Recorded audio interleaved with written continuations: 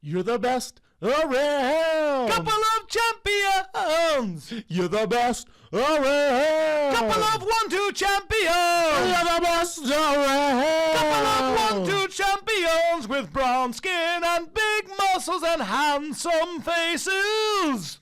You're the best around. Phil Heath and Evander Holyfield are our guests. I got you. That's good. I got you, man. Dude, you picked it up. It's a champion song. That was good. That was nice. I'm You're not the mad at best that. around. Couple of 1-2 champions. Did you ever see that movie, Best of the Best? Maybe. Or best? You're the best around. Is that Karate Kid? It's not in Best of the Best? I don't know. Have you ever seen Best of the Best? No. You know what bothers me? What, is man? that when you get to know somebody, what you don't realize is that they got to where they got with blood, sweat, and tears, and took years, but it also took a great deal of talent. And I've had some experiences recently where certain people who may fight not professionally, or they just think that they're tougher than they are, actually think that they could give you a fight. And Me? Well, it's kind of implied, and I just have to say, I'm just saying this out loud. I think it's because when people get around you, you're nice. The last thing you do is talk about fighting. You're not in any way aggressive, and you just allow other people to kind of be the alphas or whatever. Don't get it twisted, you morons. If anybody on the planet, with the exception of probably, I don't know, maybe 10 people, decided to fight Brendan Schaub, you're going to sleep so fucking quickly. He can do anything he fucking wants to you. It just makes me angry that, like, are you joking me? Are you joking? Could you give him a fight? You really good? No, you couldn't. You're fired up.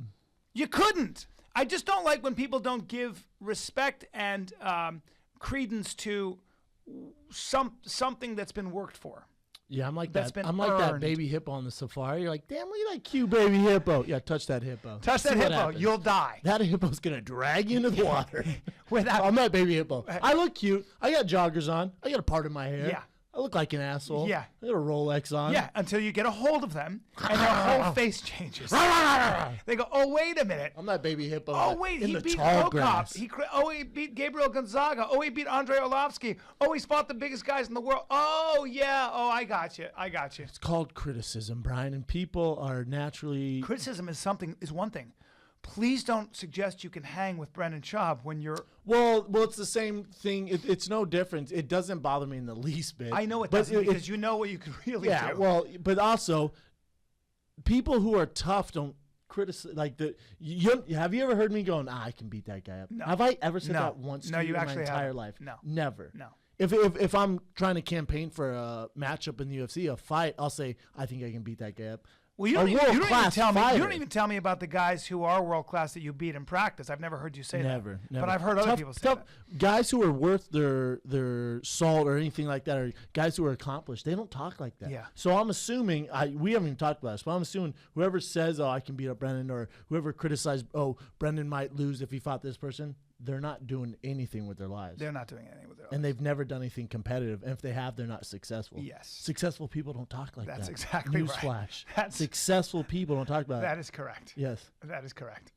It's just. Have you ever met someone doing better than you who's a hater? Never. Ever. No. You know why? That's what's cool about the podcast world. Yeah. That's what's dope about the podcast world. Because we just got done with this Fighting the Kid PR tour. We went on Rogan. We went on Loveline. I went on Bert. What's his last? Kreischer? Bert Kreischer. Yeah. Kreischer. We went on Bert's. Who else? We went on Eliza's. Yep. I mean, it's like everyone's welcoming. You know what I'm saying? Everyone wants to do. Well, I think the thing about criticism is that I used to have a teacher who used to say the same critic you use to judge other people is going to criticize you. That same critic will be watching you and criticizing you when you try to do something. So you know what I'm saying? So when you're really good at criticizing other people, now when you try to do something and you try to be really good at something, you're going to be very self-critical. Mm-hmm. And that's one of the biggest problems. That which you criticize, you cannot become. That which you criticize, you cannot become. The only time it bothers me is, or the only time I take it serious, if it's from another successful person. Because that's critical. Because that's an analytical. Because they have nothing to gain from it. Because they're being constructive and analytical. So they're saying, hey, by the way, you might be dropping your hand, or you might be. That's something you can And they use. know what they've been in your shoes, or they're successful in other arenas where they just want you to be successful too. Criticism, then I listen. Right. If you're going to criticize, you've got to help. You've got to have a suggestion for how they can get out of it. It's got to come from that place. You don't go up to somebody and say your hair. You look like an old maid with your hair like that or whatever. That's not helpful to anything. Unless I'm wearing my hair like an old maid. But it's. I'm never to be a comic and to be a fighter, and you can't be afraid of criticism. You embrace it when it comes from the right place. Your whole life is adjustment and constantly adjusting, constantly like after I shoot this special, I got to start from square one, man. Oh, football? I mean, every play you do is criticized. You go to practice, you walk in the locker room, you shower, you go watch the film of the 2-hour practice you just did. Yeah. And every single play is criticized. Well, Rogan said something interesting to you. You said, I listen to every podcast we do. And I said, I listen to every podcast, listen to it twice after we do it. Right. And Joe said, that's an athlete. An athlete's always watching or listening to tape on himself, or just always self-analyzing and stuff, which I thought, I didn't forget the last time we said that, because I never do that, which is a good idea to do. Speaking of a couple guys who's being criticized, how about the show today? Well, we got a power show today. We do. We got couple Evander 1-2 Holyfield. cutie pies, way better looking than us. My wife was watching Evander Holyfield on Champs, which is a documentary that comes out Friday the 13th. It's called Champs.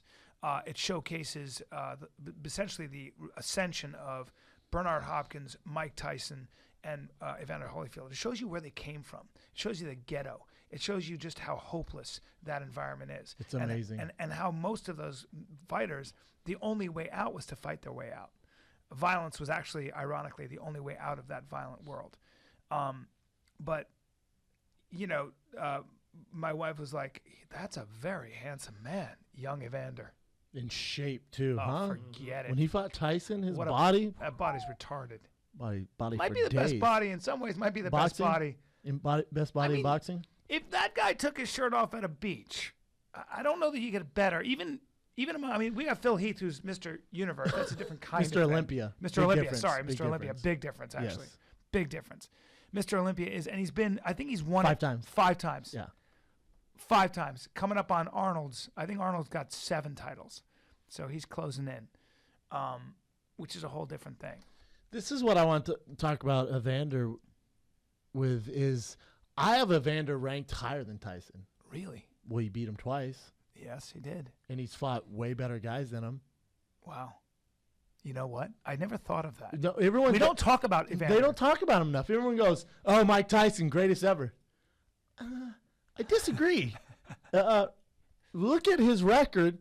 Really didn't beat anybody. I'm not hating on Tyson. I'm saying if you compare Lennox Lewis, you compare Evander Holyfield, their resume, their body of work is way more impressive than Mike Tyson. Well, let me ask you this. If you had taken Evander Holyfield, Mike Tyson had that fight before he went to jail, with his confidence where it was, with Holyfield's boxing where it was, what would have happened? I think Evander beats him. Really? I mean, he beat him twice. Yeah. One was that DQ, but still.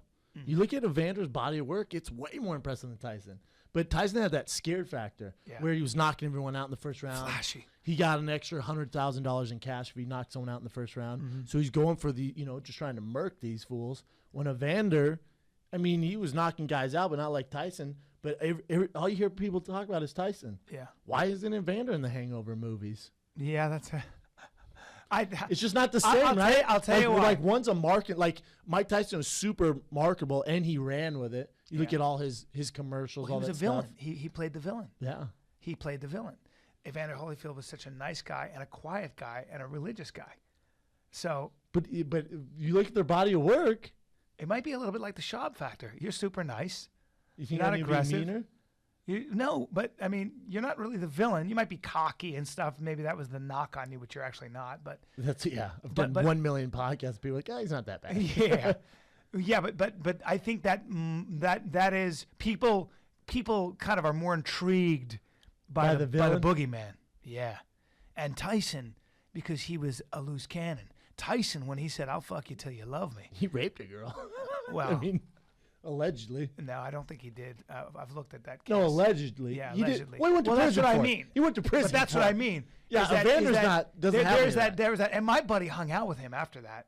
And my buddy said that he was hanging out with Mike Tyson, and he said, "Dude, they were in Vegas." He goes, "Look, man, I do not believe he raped that. There are so many women that literally, like by the dozens, just coming up, basically offering themselves. 100%. He's 100%. he is the alpha. He is the true alpha. He's the baddest dude on the planet. Well, yeah, and women are drawn. if to you that. look at the conversation between him and what's her name, Robin Givens. Robin Givens. Yeah. She like texted or not texted him, but called him at like 2 a.m. It's like Yeah. come to his room at 2 a.m. I'm not saying I'm not advocating what happened. I'm just saying the lines are blurry there. Well, you know, we don't have to go into it. 'cause All it's I'm too saying long, is but- Evander Holyfield, I think, should be ranked ahead of Mike Tyson. Yeah. 1, he beat him in straight up competition. 2, his body of work is better. 3, we don't talk about him enough. Right. It's crazy. Yeah. Evander, And when you said that, now I just realized that's kind of crazy, man. it's weird, right? Yeah. Yeah. And Mike had white tigers. Evander didn't have white tigers, but Evander had a very big house. Oh my God! excessive. If you watch this documentary, I was like, "Is that a hotel?" That's the It looks craziest like he house lived on in the the Bellagio. Yeah. His house looked like the Bellagio. Yeah, it actually makes the White House look like a guest house. It really does. Yeah. I want to talk to him about how. I mean, he made a lot. What'd they say? $200 million. $200 million. $200 million. Now the interest on $10 million, $10 million, and if you have a conservative portfolio, stock portfolio, it's about $600,000 a year. That's the interest. So $200 million. At what point did he think, well, this isn't good? They don't look. At what point did he get in trouble? He probably wasn't looking at bills, which is very common for a lot of people. This guy. Me too. I'm the same way. I'm terrible with money, and I had a lot of guidance. I can't imagine coming from where Evander came from. You got money. It just sounds like a number. Mike Tyson at one point was paying $6,000 or $8,000 a week, I believe, for towel service. Thank you, Don King. That's a terrible deal. There are people that come out of the woodwork that just take advantage of somebody who's a fighter. Fighting requires so much of your time and your mental space. Well, and a lot of times you don't get into fighting because you have a mind for financial. You know, like you don't have a mind for freaking That's accounting. what you kept hearing in the documentary over and over. Rich kids, with the exception of very few, don't get into fighting. It was an immigrant's experience. It was an African-American experience. It was the Jews fought in the turn of the century when they came here from other countries. Then it was the Italians, and then it was the Irish. Or there was actually the Irish, and then it was the Jews. And but it goes all the way. Now it's mostly Latin. I don't think people go and get their head kicked in because they have millions of dollars in the bank to start with. No, there's options. You play tennis. Yeah. Well, we'll have to talk to Evander what other sports he could have done. Oh, that's a good question. Well, Like, I wonder if he thought about doing anything else. Like, he looks like a running back. He's Yeah, he built like a does. running back. that's a good question. Apparently, he was a very fast runner. Yeah, he was. If you That's what listen his to the mom documentary, said. that's what his mom said. I wish I could just get comfortable. I don't know what's going on with my pants. Yeah, you look uncomfortable, man. Yeah, no, I threw on just a pair of old. Oh, I told you, man. What? You got to wear MeUndies. What? You got to wear MeUndies. MeUndies. Where would I get MeUndies? What are those? MeUndies.com/fighter for 20% off. Right, is that a website where I can actually get underwear? Yeah. Oh, just underwear? Probably. Yeah. Okay. It feels like Just underwear, or can I get other stuff? whatever you want, man. What? Like socks? Socks, V-necks, If you tell me sweats. if you tell me sweats, I'm gonna. Sweats. What? I said it. Sweats. Are they comfortable? the best? I know that. Oh yeah, and they're I've based. had them on my skin. They're based out of Los Angeles. What? They actually had a pop-up store off Abbott Kinney. I went to the first Friday on Abbott Kinney. There's a MeUndies like almost a little red carpet thing. Did you walk in like a big shot? Hey guys, I get sponsored. You know what? No, I was embarrassed. Like I saw them and I saw one of them look at me, and I was with my girl, and I'm like, keep going, because I don't want to be like, hey Brendan, come here, because you didn't invite us. We didn't properly get invitation. Hey Brendan. So I don't want to be like, He just throws, hey, he throws a bunch of underwear in your hand. Hey, hawk these for us. Hawk these. Hey man, can we just get a picture? Put these underwear on. I saw people with their shirt off. I was like, oh, I didn't go God. in there. Oh boy. Plus, you didn't give the Fire and the Kid the proper invitation. First of all, we run Abbott Kinney, so if you're gonna do that stuff, Correct. yeah, you got to go Correct. through us. But the Speaking material, of you too, Kenny the Florian. material is pretty amazing. It's got that material lasts forever. The fact that I was wearing Jay Schaub's MeUndies and they were 2 years old and they looked brand new, except for there was a little bit of a stretch where his piece was.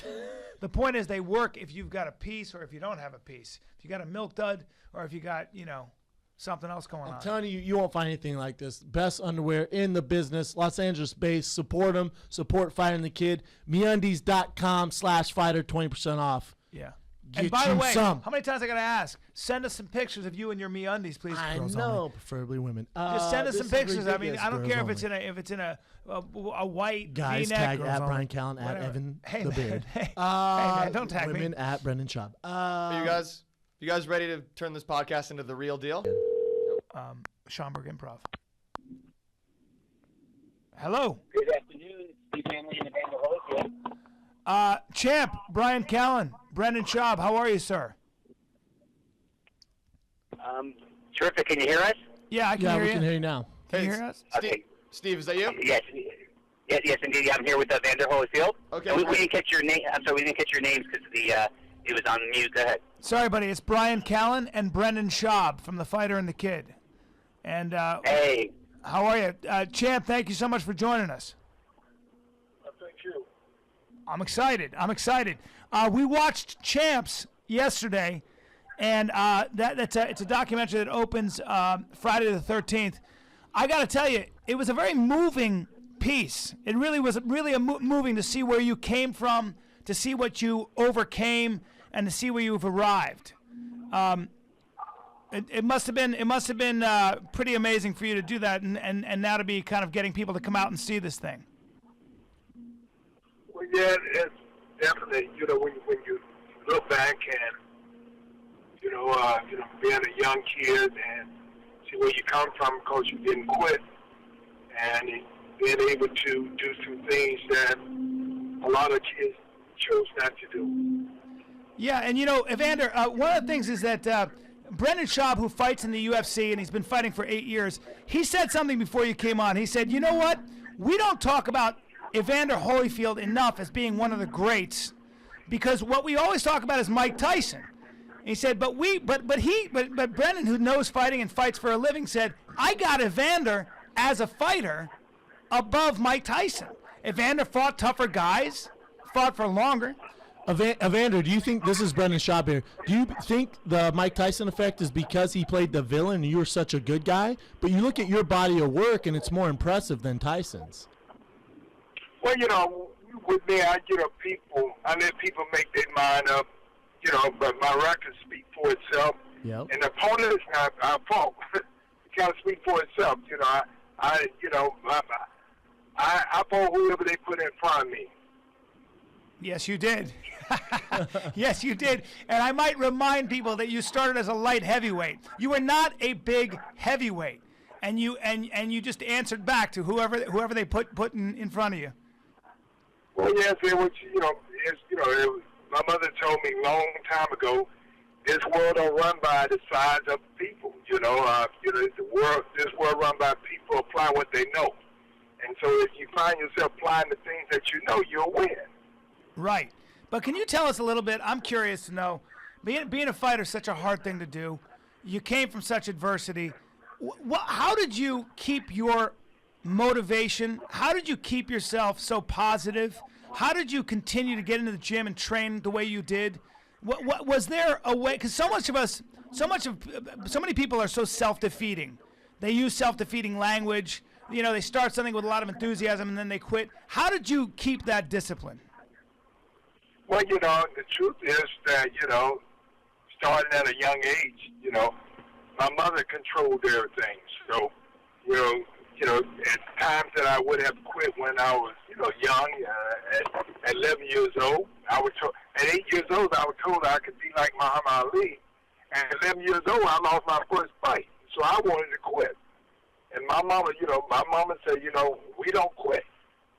Now, if you go back in there and you win, then you want to quit after that. Then you can do it. Okay, then I fought the guy, he beat me again. Then I fought him the third time, I won. And my mama told me I could quit. I said, I don't want to quit because I won. Now I'm getting ready to go out of town. I want to go places. And it's just the fact is that I came from a family that we didn't go vacation. We didn't have a vacation. My mama told the people love winners. When you win, you travel. And so, a part to travel like everybody else was to win. So, winning became infectious to me because back of the matter, I wanted to go someplace because I wouldn't be able to go if I didn't win. And would you say, Evander, that's how you kept yourself focused? Because a lot of guys, we look at a lot of guys who are in your shoes who are very successful fighters, a lot of distractions, women, drugs, certain things, but you never went down that road. And that's just because success is basically that was your satisfaction. That's what drove you to stay away from these things. No, I had a mama. Who man stayed on me, and I got bust up at a young age when I was young.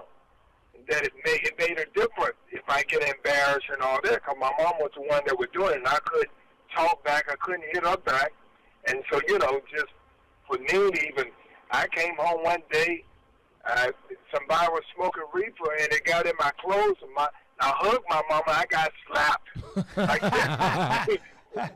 She told me I was too close. I was too close to that person. Too close to the riffraff. Yeah. Yeah, and because I told her, I definitely wasn't smoking, and she said I was too close. And she said, if the police put you in jail, you're going to sound just like everybody else. I didn't do nothing. She said, that's what people say all the time. Hey, Brendan and Bryan, we apologize. As you may know, Falco has us on this insanely tight schedule. Did you like on the one final question for the champ? Yeah, my question is as follows. Was it very difficult, Evander, for Champ to basically make the transition from being in the limelight and being this great fighter and having this constant challenge you had to prepare for to civilian life? Of course, yes, it is, because you can be challenged on so many areas because, the fact is that one of the biggest challenges, speaking out in front of people, to be a great fighter, then people think that you got to be a great philosopher. You got to. They think that you're great in everything, then, but they can tend to pull away from you when you're not good at these things and say, "Oh, I can't believe he can't do this. He can't do this." Well, I'm a boxer. I never say I was a poet. It's things I don't do well, and so that would make the world go around. But me being a good fighter, that's the reason why I don't go tell people you can't fight, because I know they can do something I can't do either. So, it kind of humbles you. So I realize that you pretty much get what you dish out. So, I try not to be negative towards nobody and try to understand that, I don't know what type of mother they had and what type of father they had. I don't know their lifestyle. So, you kind of stand back and just you wait and you hold your breath before you just open your mouth and let things come out. Wow. That's awesome. Right. Hey, Evander. Evander, I'll see you next week. I'll see you this coming weekend at Tim Tebow's golf tournament. There you go. We're playing against each other, my man. So good luck. The documentary was called Champs, Friday the 13th. Okay, you got to spot us like 10 shots a hole, man. You got it. You got it. For the Okay, champ, thanks for the so champ, much, you got gentlemen. it. Hey, All right, guys. Champ, you're the best. Thank you so much. Thank you. Thank you. Later. Take care. Well, Evander Holyfield, everybody. ladies and Evander gentlemen, Holyfield. Evander Holyfield. I know what that is. See, they put him on a press tour. Yeah. And so he's got like literally 15, 20 numbers he's calling. And that's his publicist or whoever that is. He's just who's giving it to basically him. saying, We've been there. We've both been there. Yep. You got 5 minutes. It gets old. You keep moving, and he's just answering the same question. But you know what the thing is with us, that's why I like when guys come in studio, because, believe me, as a fighter, I know. I'm not saying I'm Evander Holyfield famous, but you've had to answer a lot of questions. on PR days, I will sit down for do 3 hours of interviews. It's the exact same question over. And you're like, dude, why can't I just email everyone this one question answer and you guys just read it? Why do I have to do this over and over? So for him, especially if it's in studio, I'm glad he's coming on for Champs. It opens Friday the 13th, iTunes, on demand theaters. It's all over. Great documentary. Yeah. Bernard Hopkins, Mike Tyson, Evander Holyfield. That's all fine and dandy. I don't give a shit about most of the things we just asked him. I really don't. That did nothing for me. Nothing for me. Yeah, and it probably didn't do as much for him either. No, it does nothing for anyone. Yeah. So when there's these cookie cutter answers, it's tough because over the phone he doesn't know us. Yeah. He doesn't know what our motives are. We don't know what his motive. So you're gonna get these cookie cutter. Well, my mama this, my mama that. I was the champ. Yeah, my body worked. Great, man. When I want you to sit down. I want to know what you do on a Friday night. I want to know what you do with your boys. I want to know what other sports. We'll get happen. him in here. We got to get him in here. Oh yeah, because I want to try his hot sauce.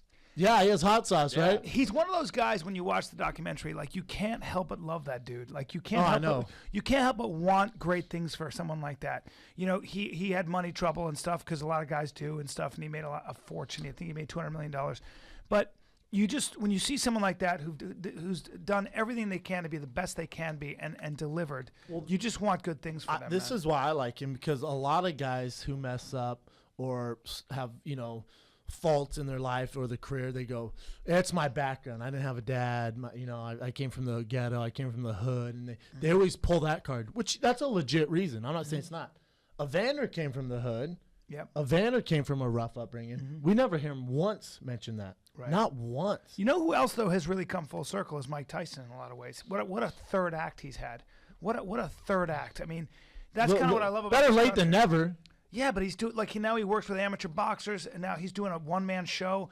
His one-man show's legit. Yeah, he's doing a lot of like the stuff like that, and I think he's been so humbled, and he has wisdom now. He has. Think wisdom. if he did that when he was 24.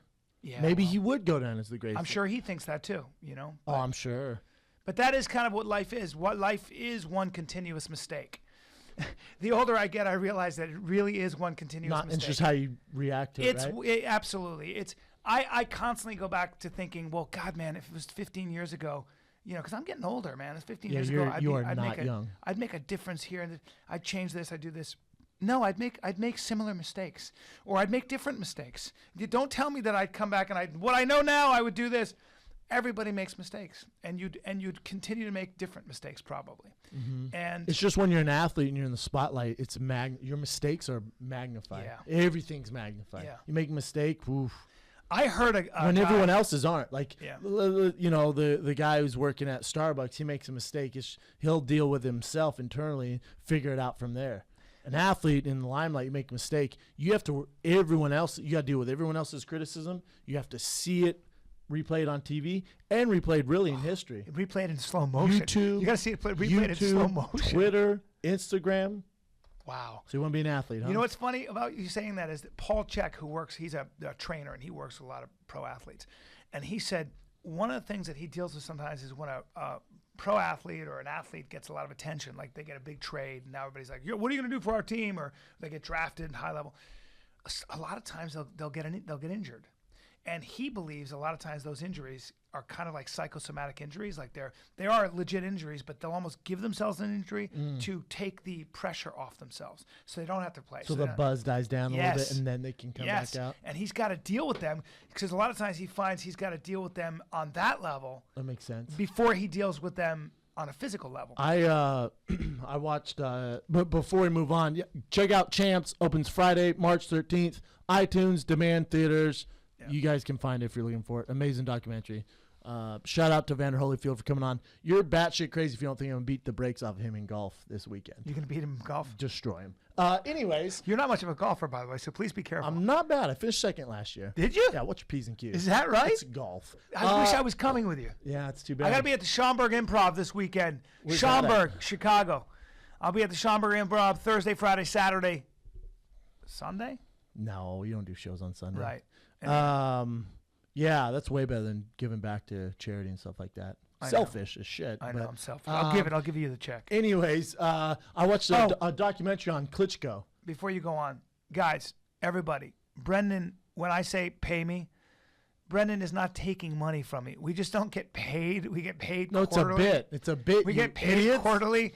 So we're very, very close. He would never take money from me. We're just joking around. And if he did take money from me, I would slap him in his UFC face. So don't worry about it. Because I take a flat, strong hand to his UFC face. He's not withholding cash from me. No, not at all. We're, the money goes back into buying more shirts.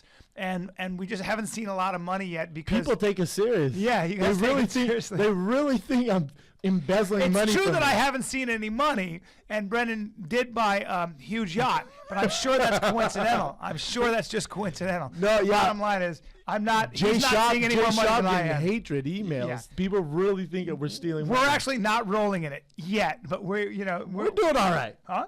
Anyway, bottom line is, No. Brendan's not withholding cash from me. So Interesting. we're getting all these tweets. It's true. I'm not going to support People the are show dead anymore. serious. Brendan's a Yeah, thief. right? It's weird. Take man. it easy, everybody. Anyways, was watching this Klitschko documentary, and it's amazing, man. Watching those guys and the way they came up, and Vitaly Klitschko goes, I've hit rock bottom many of times in fighting. Wow. Many of times, straight rock bottom. He's like, champions and fighters are made at those times. It's not the guy who's 56-0. It's not that's what I always say. It's like, people watch the UFC and they see Ronda Rousey, they see John Jones, and they're like, that's how it should be. That's how fighters are. No, those are the exceptions. A fighter is the kid on the undercard scraping by, getting paid 8-8 or 6-6, and after taxes paying manager, he has to fight again to keep his. He's breaking even. If that. Or if to keep, that. and now with sponsorships getting out of the way, we're talking the struggle's real. So a fighter to me, Ronda Rousey, John Jones, those guys are great. They're amazing fighters. That's not realistic. Those guys are freaks. Those guys are the exception. The reality of it is the kid on the prelims, the kid on the undercard, not these guys you see on the main. And events. boxing's the same way. Boxing the same way. In that documentary, they broke it down. The average fighter in a calendar year makes $30,000. Yeah, but then take away. No, that's not counting. That's gross. Manager. Yeah. Trainers. Yeah. They're saying, and I don't know if they're calculating mixed martial arts. It said a fighter's annual salary is $30,000 a year. When you break down the hours, how much time he's put in, he would make more money making minimum wage working at Ralph's, Safeway, King Supers. 100%. So you want to be a fighter. In fact, after taxes, and they said, and after he gives money to managers and traveling and all that, I think it came down to like $6,500 for the year for a boxer. For one of those boxers that fights on a card. I mean, where you see him on TV, they're just not making any money. That's fighting. That's MMA as well. Yeah. I mean, you see these crazy contracts. That's the top of the food chain. Yeah. You fight because, I think fighting is something that's in dudes, and you're usually a different dude, and you want to test yourself, and there's all. Yeah, you don't get into it for are. money. However, there has to be a time where these guys risking their lives, which they are. Any fighter, whether it's MMA or boxing, is risking their lives, is risking their health. Yeah. They should be compensated such as. Yeah. Does that make sense? Yeah. But now you're talking about you need an organization that does that like other sports. They talk about it in the documentary. Yeah. And you have guys like Bernard Hopkins, you have guys like Evander Holyfield, Mike Tyson, who are coming back around saying, listen, we got taken advantage of.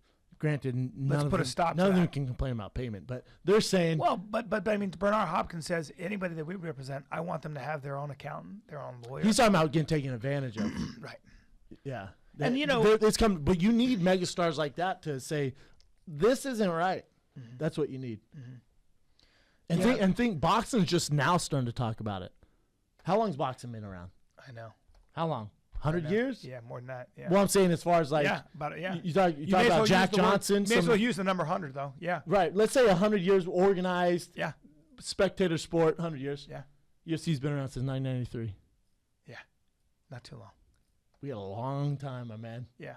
Well, unless UFC uses boxing as an example, and that's true. But and don't take this the wrong way, but I think you have more educated guys competing in the UFC than you do in boxing. Yeah. Yep. Well, every sport goes through its periods. It starts with its infancy. I think mixed martial arts is still in its infancy. For sure. I really do. I don't even think it's in its adolescence yet. No, we're wearing leather helmets right now. Yeah. We're in the leather. If this is the NFL, we got leather helmets on. Right. So, and these sports are all changing as science kind of catches up and you start learning more about head injury. You're going to see, like I was saying, that the Seattle Seahawks hired a rugby coach, a high-level rugby coach, to teach them how to tackle without their heads. That's interesting. Yeah. So the game is a changing. And I think players are getting more they're more keen and more smart when it comes to head trauma. Because you get guys like Maurice Jones-Drew. He's 29. He retired. Oof, really? Patrick Willis, 8 seasons in the NFL. 7 of them, he's a pro bowler. Retired. Damn. These guys have money in the bank. Decided They have money in the bank. Yeah. They have their health. Yeah. And I saw Dan Patrick. I love Dan Patrick's show. I saw Dan Patrick ask him, go, you retired at 29. Is that a little weird? He goes, it's awesome. What are you talking about? You retired at 20. I don't have to do anything anymore. Yeah. I have money in the bank. I'm set, man. I have my health. I got my whole He's life like, what am I ahead of me. supposed to stick around to have brain trauma? Yeah. He goes, it's a beautiful thing. It's pretty cool, 100%. man. You need smarter guys like that. Yeah, no question, man. Now, when Phil Heath comes in, are you going to be? I may have Well, to. you might dry hump his leg. I may dry hump his leg. I may be shooting the Goldbergs. You never know with me. You never know what I'll be doing. Either way, Can't wait to feel his muscles. whatever. Well, ladies and gentlemen, I feel like a woman because I'm sitting next to 4-time Mr. Olympia, Phil Heath, in the house, ladies and gentlemen. Congratulations on everything, on being the gift. That's his What an nickname, awesome the gift. nickname! Mine is the kid. I want that nickname so badly. The The gift. Yeah. That's I feel like I have rickets sitting next to me. Phil, how'd you get that name, the gift? Real quick, it was from an old roommate of mine. He figured, man, this guy had really good genetics, coming from a basketball background, going into bodybuilding. He also felt that I didn't fulfill a lot of negative stereotypes that most bodybuilders have. So Yeah. he was like, man, you're going to be a gift to this industry at some point. And later on, I just turned it around and said, you know what? Everybody really has a gift. I don't know what it is, but you kind of find your niche in life. You give a damn about it, become passionate, become educated about it. Next thing you know, you can spread that gift to everybody else. Well, that's how I love feel it, man. every time I take my wife in bed. But the, The gift. Let's hope so, right? She calls you the gift, Cal? She tends to roll her eyes, actually. She's like, how about the kids? The kids are in the next room. When did you were, I looked up some pictures pre-bodybuilding. You already had this incredible genetics. You were a basketball player. Mm-hmm. But when did you decide, and what was the thought process behind, I'm going to be a bodybuilder? Because let's face it, it's so hard to make a living. You're not going to be Mr. Olympia. If you told me that, I would have been like, listen, bro, you got good genetics. You're not going to be Right. Mr. Olympia, and you're definitely not going to be 4-time Mr. Olympia. No. So what in the world, I what was the didn't- thought process, Yeah, man? I didn't really think of anything other than the fact that I wanted 3 things. I wanted to look good, feel awesome, and then have the hope to do it tomorrow. And after playing Division I basketball, you're always, on a strict regimen. Being a student athlete, you're always, very organized. You get team sport. You know that, Brendan. Oh, yeah. You're always got something to do. And then after playing basketball, I was like, well, man, I've been an athlete my whole life. There's nothing left. So I just wanted to figure, you know what, I'm just going to start focusing on more on my health and fitness. And later on, I started doing shows, did really well at it, was undefeated as an amateur, winning Miss USA on my first try. And next thing you know, I was getting paid for it. And I thought, I'm getting paid to work out? This is wild, man. So luckily for me, fortunate for me, I finished college at the University of Denver with both business management and information technology. So I did have something to fall back on. Right. So if obviously bodybuilding wasn't paying the bills, I could have done something else. Yeah. So that's what helped with that. Is it weird that I'm getting lost in your eyes, your GNC eyes? Not bad looking, as huh? a straight You're man. not mad at as a that. straight man. Phil, don't you think in bodybuilding for a while there, after Arnold, and then there's Ronnie Coleman, but there's no like personality and a guy who can really speak to the fans. Right. And that's where you kind of took this role and ran with it because you're an educated dude. You look good. You came from team sports, Right. education, So I think the reason why you've kind of taken bodybuilding on your back is because you have these traits. I think it's just, and I Because it's appreciate that stereotypical to compliment. say, oh, Of he's a course. meathead. Of course. Because when I said Phil's coming on the show, they go, isn't he just like a bodybuilder, like Right. Mr. Olympia? I'm Yeah, yeah. no, don't get Yeah. it twisted. Yeah. This guy's a beast on the mic. And I think that being, a football player, back when you're doing that, and then even being in the UFC, I mean, Yeah. people have these different, ideas as to what an athlete really is or a bodybuilder and whatnot. And it's my job to kind of remind people that, hey, look, you may have met one that was a jerk or this, that, and the other, but here's one that you could say, gosh, like he actually did go to college. He did do all these other things. Heck, for Christ's sakes, I mean, I own my own nutrition company while I'm actually competing. I mean, I'm the only one in the world that can actually say that. And I've taken it as a business and just reminding people that, this is just a hobby that turned into a career. Yeah. And I'm just really excited to be able to be the ambassador of the sport And yeah, it does suck that, you know, there hasn't been too many that have followed in Arnold or Ronnie Coleman's footsteps. But there are some that are trying. It's just allowing me, like with the movie Generation Iron and a few other flicks that I've been in. Great flick, by the way. Thank you. It's just, I think with the digital age coming, it allows guys like us to have a voice. But, you know, with the most bodybuilders are very introverted. So it's upon me to say, you know what, follow me, because I actually run my own Twitter, Facebook, you know, Instagram. I'm out there. I'm willing to travel 3 times as much. I travel just under 300,000 miles a year. Damn. And still Damn. kick their ass on stage. So it's like, I get it. Like, I realize. For people who don't realize that, 300,000 miles a year, if you travel 100,000 miles, you're executive platinum, which sounds crazy, but you fly first class all the time. That's a crazy amount. Stand-up comics a stand-up comic who does a lot of the road is 100,000 miles, so that's crazy. But a lot of your stuff is international, right? A lot of international stuff. Why so? It's huge overseas, right? Well, yeah. I mean, I think it's because they're not swarmed with all of the mainstream sports as we have here in the States. I mean, you got to think NFL is a $1 billion industry. Basketball, baseball, even hockey. I mean, you don't have those, you know, big 3 or big 4 in all these other countries.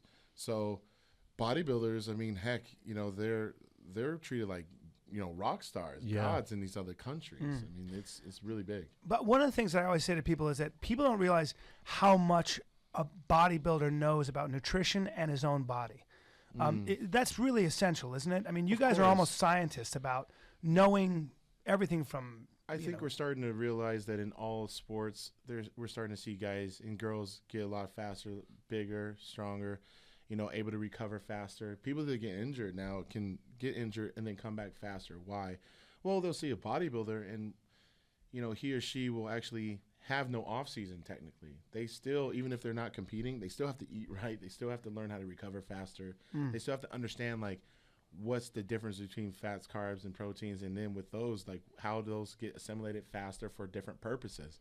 So, you know, we're walking around, you know, as guinea pigs for society, really. And a lot of people in the world outside of the sport don't get it, that I would probably say without bodybuilders, you know, that are doing this every day, we wouldn't have the knowledge for these other sports as fast as we do. I mean, that's 100% true. Where are they getting this information from? I mean, they're getting it from guys like me, who I'm forced to learn what even alternative sugars I can have during a prep. You know, like who actually came up with the one carb ketchups and stuff? I mean, probably a bodybuilder that said, you know what, man, sure. I can't have this. My coach is telling me I can't have sugar. Well, why doesn't someone just create this? And there's a market for it. I mean, you look at, especially with girls in the industry, like the fitness girls and the bikini chicks, they are so adamant about, like, learning how to even bake goods, like protein pancakes and muffins and all this other stuff.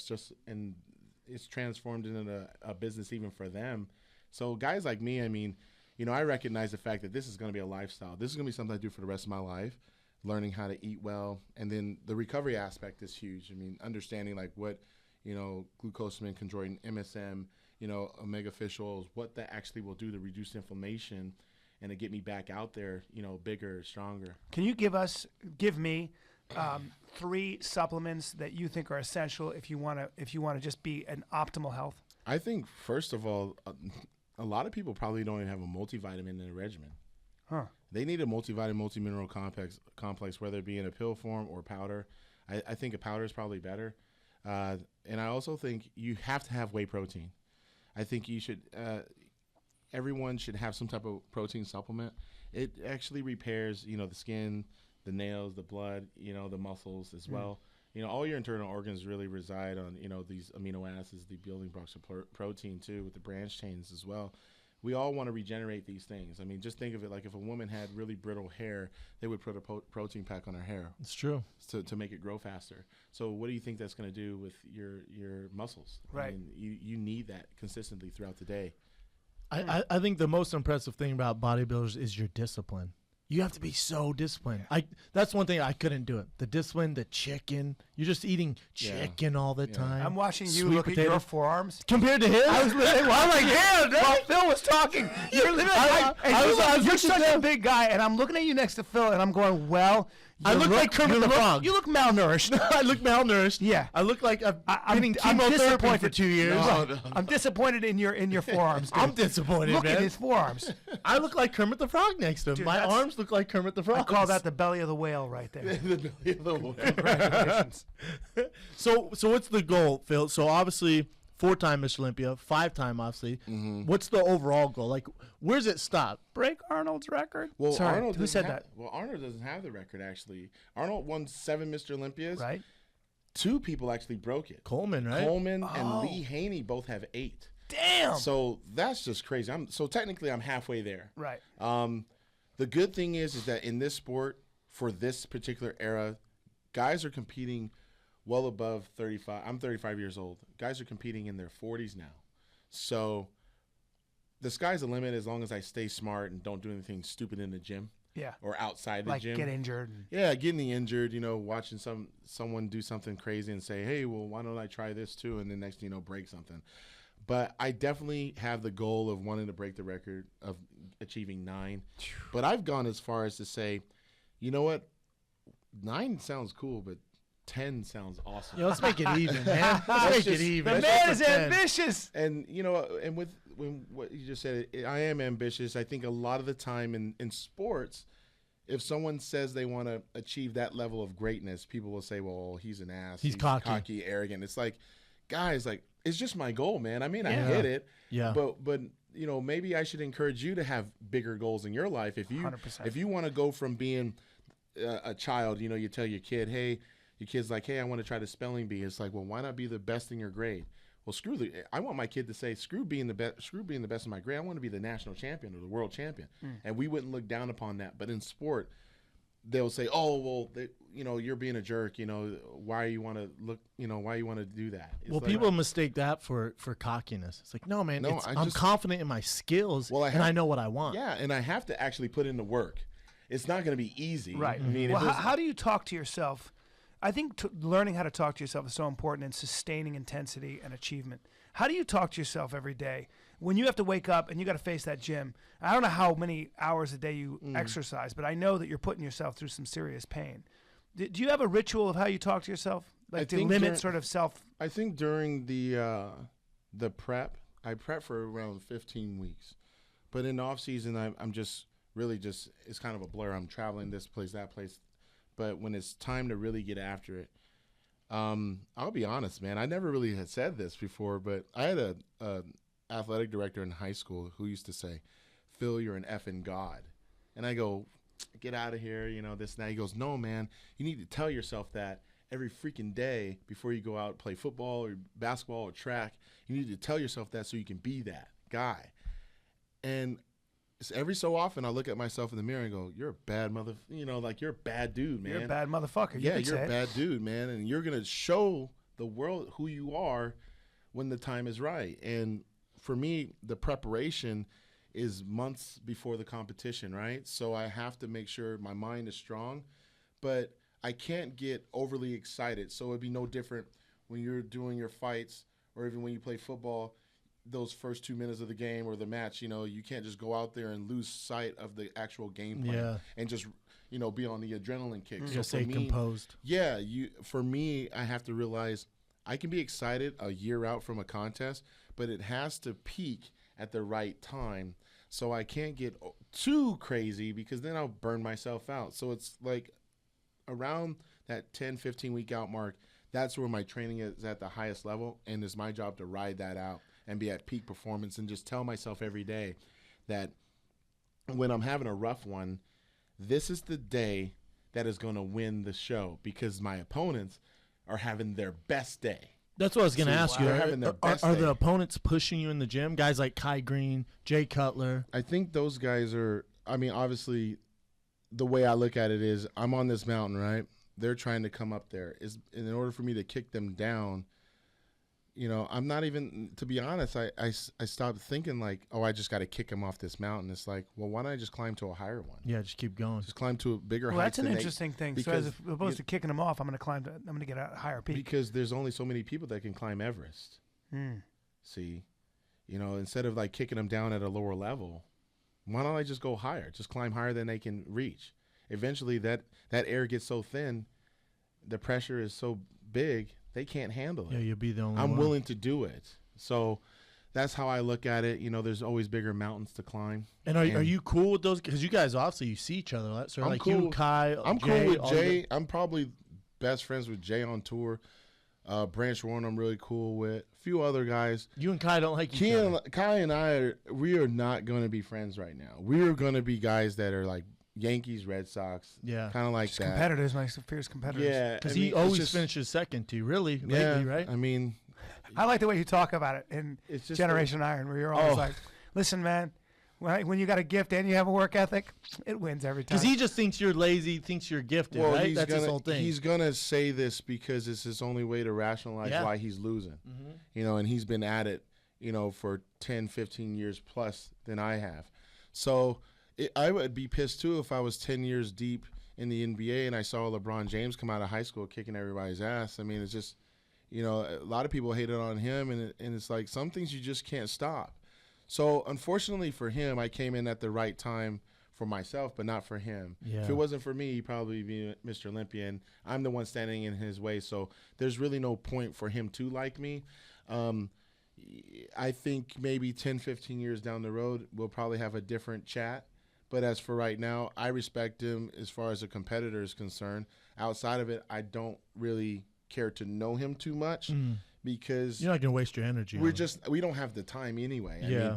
I mean, I just think what he does on stage is amazing. He has his fan base who hate me too, and that's good, because it makes the sport kind of a rivalry. But at the end of the day, I mean, ain't much of a rivalry when you haven't gotten a point on me No, in yeah, 5 it's not a years. rivalry. So it's like it's kind of weird. I'm not mad at his giant rat tail, though. Don't be mad at his rat tail. Oh, his hair extension. Yes. People are like, Phil, I thought it was real. you don't have I thought a it was hair real. extension, man. Come on. no, he actually came out with it. Oh, he did. I thought it was some real. lady asked him. They're like, "Hey, we're in Pittsburgh, out in the parking lot," and this lady says, "So is that like a hair extension? Is that real?" And he goes, "Well, yes, it is real." And he made a. I was actually proud of him for making a joke about it. He was just like, "Yeah, man, it cost $340 something, and so it is mine." And I said, God bless "You know him. what? Good on you for actually just." Owning it and not caring and not being self-conscious about your appearance. I mean, he is who he is, and I think that's pretty cool that he can just be who he wants to be and get his fans on that same level and say, you know what, you want to look like this, you just own it and deal with the world, looking at you weird and it doesn't matter. Weird. But for me, it's like, I'll just continue to cut my hair off and look clean. I mean, Yeah, I see you guys. I see. Yeah, right. I'm not gonna be I'll just fine. look clean. I'm not gonna be looking like that. I see you as the athlete. Most people look at you like the athlete, the Yeah. gifted, and then they look at him like an artist and a little bit different. Yeah, because he's more eccentric, right? I mean, Yeah, he is eccentric. Yeah, he's very eccentric. So Why are you laughing, Brendan? It's just- because he looks at it weird. Yeah, Like, yeah. yeah. This is my guy right here. Yeah, so he's come like, on, man, you know I'm He team. knows, right? He's team. Well, He's team yeah, he's a all little biased, day. right? But at the same time, I mean, it is kind of. But am I making anything up? You win every fucking. It's funny because. Could you imagine come off the subway and some big dude like him posing and shit? It's like in kind of the movie? amazing It'd with be a that little- doll mask.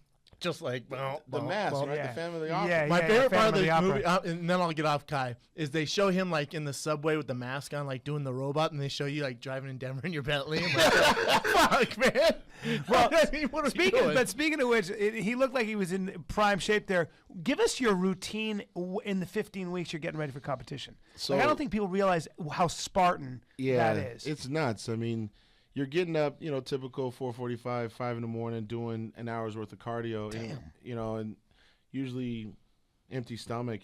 First when you get up, you're Cardio's doing on the treadmill. Cardio, treadmill. I didn't think you guys bike. did cardio. Oh yeah, a lot of guys don't like. Well, here's the funny part: a lot of guys that are amateur or guys that are interested in bodybuilding but don't compete, they'll sit here and say, "I can't do cardio because it'll ruin my gains or whatever." It's like, guys, you don't want to just look big in a shirt. You want to be able to take the shirt off and actually be ripped up.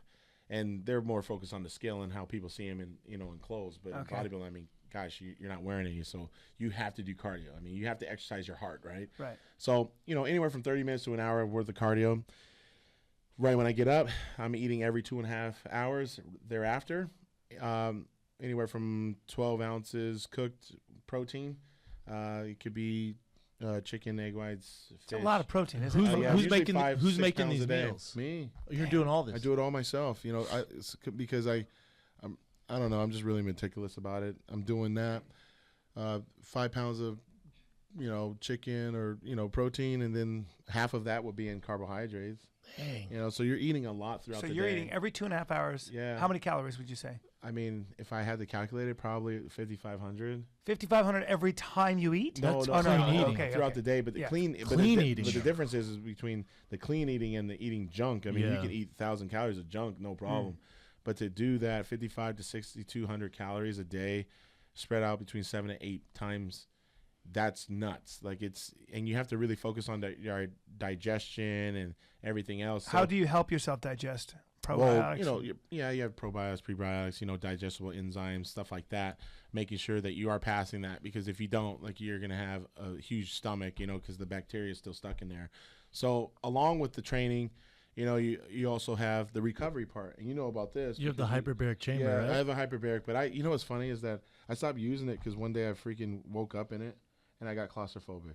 Oh, boy. It screwed me mentally. So now I have to probably go see a hypnotist or something. You had the because- tent one, right? Yeah, Like I we had the same one. Vitaris 320. I can't believe you fit in there. Yeah, it's like how the fuck do you fit in there? I mean, you're 6'4", you're 6'4", man. I'm sorry, you're like this in there. No wonder you're claustrophobic. Well, I had to put He's the got to fan- squeeze in I had with to butter put- on his I had to body. put fans in there and stuff. Damn. With a spray bottle, because I would get my metabolism would get so hot, Yeah. and there's no air circulation in there really. Yeah, it's not So fun. it just, oh man, I woke up in it. It was pitch black, Yeesh, I don't like and that. and then it's not like you just unzip it. No, and you screw it's up a the machine. process. So it's a process. It takes like a couple minutes. Ooh, you got to calm You're down. You stuck got to in- stay calm. Yeah, so you really have to I used to have to wear ice packs on my chest just to keep me calm and cool and stuff. So after a while, it was like such a pain in the ass. So if there's anyone out there that makes one for a bigger guy like me, that I can actually. But why would you do a You know what hyperbaric you need? chamber? You need a hard chamber. Yeah. Because we had the soft. In Yeah. this last camp, I had a guy reach out to me. He's like, dude, you're doing it wrong. The soft chamber is okay. Yeah. The hard chambers where it's glass, they're beasts, man. Yeah, but how much those cost? Probably a Not million. cheap. Yeah. What kind of how much time are you spending when you're training for a competition? How much time are you actually spending a day lifting weights if you had to time it? Hour and a half, 2 hours. 2 hours. Okay. Yeah. One Yeah. session, 2 hours? Yeah, one session it can go up to 2 hours because if I'm doing like a chest and tricep workout, it can take up to that. If I'm doing legs, it's gonna take 2 hours, no question. I think the number one question we got when we told people we were coming on, they're like, I mean, those guys look strong, but how strong are they? I'm like, Phil is strong. How I've are seen you? him in the weight room. Yeah. I said to Brendan, because Brendan's crazy strong. I said, is he stronger than you? And Brendan goes, yeah, he's stronger than I am. Well, It's we not even have close. well, we have like at my gym over at arm rests. Oh, yeah. We have like the Love that 170 gym. pound dumbbells. I mean, I throw those around no problem. So. You're throwing 170 pounds. in No. your hand, yeah. I mean, but how often, most of your stuff is high reps, right? Like, are Yeah, you going usually low like- reps, like heavy 8 to- weight? like 8 to 12. I mean, I've done on video like 150 pound dumbbells in each hand. I think it was like 22 reps on incline. So I mean, It's it's insane. That's ridiculous. yeah. So I mean, you train like. Here's the thing that I'm getting across to people is that I'm not a strength athlete, right?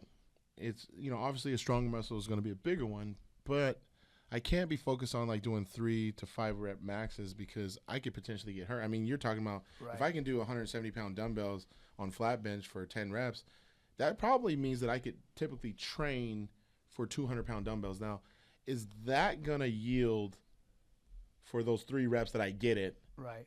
that much more gain in my muscle, or is it going to gain a little bit of muscle and a lot of tears and tendons and ligaments? Probably some tears here and there. So over time, the last thing I need is to get injured. If you can't, I mean, come on, if you can't grow off a 400 pound squat or 315 pound bench press, there's something wrong with your genetics. There's something wrong with your spinal alignment. You may have a nerve impediment somewhere where you can't actually get the muscles to fire correctly, and that could be something that needs to be assessed through a neuromuscular massage therapist, a chiropractor, acupuncture therapist, all of which is what I have throughout the week of training. So I pay attention to all those things because if the muscles don't fire right, they're not gonna. So for you, it's really about checking your ego at the door. Oh, yeah. 'Cause if you had an ego, you would Oh, toss dude, like- on freaking. Yeah, I mean, then you have your days, right? Yeah. I mean, you go in there. The problem I have is that I travel so much that you go to these gyms and you want to go to a hardcore gym because you want to make sure that they have the equipment you need. So like last night, we go to Gold's Venice. Love it. I love it there, right? But we just They got finally done. put your picture up. I know, right? Dude. I know it took I've been forever. telling you, I'm like, Took what them the this hell is long? Phil? Yeah. They put kidding? Phil's and Arnold's up at Yeah. the same time. That's unbelievable. Yeah. It's about damn That's time. weird. I know, right? Strange. Sorry, what were you saying about Venice, though? No, so we go in there fresh off a flight from Columbus, 4.5 hours. You know, we get something to eat and we go straight to Gold's. And, you know, you're depleted. I mean, I spent the last 3 days signing autographs, standing on my feet. Like, literally, I was standing on my feet for 6 hours a day, just taking pictures, signing autographs for fans. Not eating, not resting the same way, barely getting any sleep. I get there, and, of course, I want to, you know, do crazy squats and this and that. But your body, you have to be smart. You're like, look, fresh off a flight, malnourished to my standards, not hydrated, and here you are asking your body to do maximum performance. Trouble. You're going to get injured. Yeah. No question about it. So what sucks is that you see some guy that may be smaller than you or whatever, but you have to remind yourself, this guy doesn't go under the same stimulus as I have. Heck no. So, and yet he may be saying, hey, Brendan, man, you see Phil Heath? I outsquatted him today. Fuck that guy, you know, whatever. And it's like, oh, man, you know, I have to remind myself, he's not Mr. Olympia. His name is not on the wall. Like, I have to know who I am. And then when I get home to Denver and get, you know, acclimated again, everything normalized a bit, then I'm going to get the crazy workouts. But if I get hurt trying to do something else, It's Trying to just trying to self-defeating. well, it sucks now because everybody's got their phone out, right? So they're going to be like, God. oh, yeah, this guy is over here going half-assed. Yeah, I'm bigger than him. I'm going to be bigger than him. You know, like, so your body image problems, you know, you can't have this body dysmorphia stuff anymore. You have to be very well secure within who you are and what you're trying to accomplish. But I heard you say there's days where you'll wake up, you look in the mirror and be like, dang, I look kind of small. Yeah. Dang. It's like, That's what? so funny. But I that's mean, what his job is, right? yeah. You notice micro increments on your body because you Yeah. have to. I would imagine that part of being a bodybuilder is being that sensitive with your eye to Yeah. symmetry and Yeah, you can't be a fan of your own work that much. I mean, there's only a couple times throughout the year where I'm like, I'll hit up Joey and be like, dude, look at this. And he'll be like, holy crap, man. Yeah. And I go, yep. I go, they're screwed now. Yeah. You know, and it's kind of just like motivation to remind myself why I'm doing this. But it's very rare that I'll sit there and just admire my own work. I mean, for me, I'll admire my own work when I'm holding the trophy. And that's the coolest part is to walk around Las Vegas and be like, yeah, I won. But the pictures, I hate them every year. I think amazing. there may have been 1 year in my career where I was like, holy crap, like that's ridiculous. But I'm still, the minute I win and I look at those freaking photos, I'm already pissed off and I'm already thinking about what I need to do next year. So it's like you don't really get to that weird sense Yeah, of dissatisfaction you just- that's always yeah, there, right? Because you know it's over. Like no matter who you are, you go win a fight, they're gonna say, well, who's up next? Oh, yeah. It's You like, get no time damn, to I enjoy can't even it. enjoy this Listen, one. man, my wife yesterday said to me, I was complaining about my life, and my wife was like, "Are you joking me right now?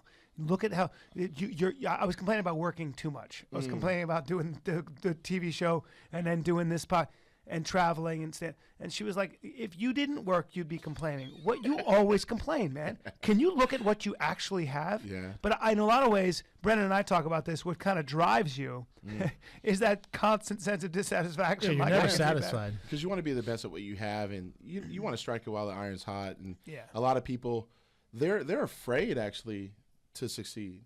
They preach it all day. Like you see the Instagram. quotes. Man, I can't stand that shit. Me Like, neither. I these guys, can't like they stand write it. these guys write these quotes every day, and I'm Especially like, personal trainers. oh man, personal trainers and girls all the time. Like, you got to do this and this and this. And I'm thinking, while you're writing this, there's somebody out there doing it. Do it, just do it, and then people will figure it out. Like, how did you become successful, or how did you do this? How did you do that? I just did it. Yeah. I didn't have to write something out for everyone to see. Like, I mean, yeah, it's cool every now and again you see a nice quote and stuff. But you know what would be nice is to show a transformation. Is like, tell a story, like Yeah. how you got there. You know, screw that quote. Like I go out and just make it happen. It's kind of like something that a lot of people talk about Kai and myself. Kai talks a lot and this and that. Whereas for me, I kind of just, people ask, "Are you gonna win?" I'm like, "Yeah." Action. You take action. Man, I'm gonna do it. Post pictures but of I'll all do your it. But I'll trophies. do it. You know. Maybe I'll change your No, nickname. I won't do that. That'll piss off everybody. I might change his We nickname. do that. Actually, we do that after we win, right? So, have to. So people will talk mad junk throughout the entire year. Once the prep starts, it gets so bad that I have to kind of get away from the social media because I'm thinking, man, there ain't nothing positive on here at all. So I just have to get away. So every year it happens. You win, you post a picture of the trophy, and then they're like mad at you for doing that. You're like, for sure. I'm like, whatever, man. So now, as I'm getting ready for number 5 and hopefully more to come, I have to remind myself to not complain, to enjoy this journey. Good luck with that. I have to do it because it could be taken away just like that, getting injured or just lack of interest or whatever. I don't want to get burnt out from this. I enjoy being Mr. Olympia. I just enjoy having a life that has a purpose-driven lifestyle. I mean, everything I do has purpose, and a lot of people can't say that. So I'm very blessed to be able to say, you know what, bodybuilding has given me ultimate life purpose right now. So I'm just going to enjoy it, have fun. A lot of people, you see, go to the gym, people that fight, whatever, they're always complaining about stuff like, oh, man, this fight, this prep, this camp is killing me and this and that. It's like, no shit. Like, of course it's going to kill you. Yeah, it's easy, supposed to kill you. Yeah. You're doing something that no one else can do. Right. It's supposed to hurt. It's supposed to be stressful. It's supposed to damn near make you lose your mind. But that's why when you win, you feel like even when people lose, they're hugging the other guy because they're like, man, we did it. We got through it. Journey together. Yeah, we got through it. What I think is so interesting is that you may be called the gift, but your mental structure, the architecture of how you think about things and how you come to accomplishment is has everything to do with actual work and action and not talking. And so, yeah, you have the genetics, but you'd never be here without, No, you have to beat them mentally at this point. I mean, everybody works their butt off and this and that, but I think when you can be backstage and kind of look in the mirror and we're all sizing each other up. Always. That's All what guys day. do. I've been sizing myself up against you. I gotta Hey, go. man, that ain't I'm not mad at that. No, don't help Hey, him. all he needs is to, shave this shit off and get a tan. Listen, man, I gotta go shoot the Goldbergs. I'm gonna leave you and Brendan here to field current events and fan questions. But please understand that the next time you see me, you will see a peak. You will see this area shaved down. And we'll have a pose down. We'll pose it down. And we're going to be at your next. We're going to be at the next Mr. Olympia. Where is it? Las Vegas. Vegas, always. Vegas. We're going. You have to go. Yeah. We're going. I've always wanted to go. I'll bring to the one. oil. I'll bring the oil and the razors, and we'll go. What's the problem? No, you're going to stay in the hotel and cook his chicken. Oh, You know what? I'll be his concubine. I'll be in a little apron, high heels. I'll be, Phil, why am I wearing these high heels? Just wear the high heels and cook my chicken breast.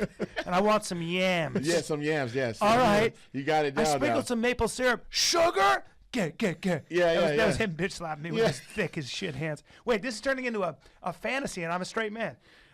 Phil Heath, I want to shake your hand. No, thank you. You're a Before gentleman you and a leave, B, scholar. let's get a picture of the three of us. Yeah, let's do it. For sure. Let's do it. And then we'll finish it up with these By the way, comments. I'm late to my call time, but this was so worth it, and I don't care. I appreciate it, You're man. the best. Who are you hitting?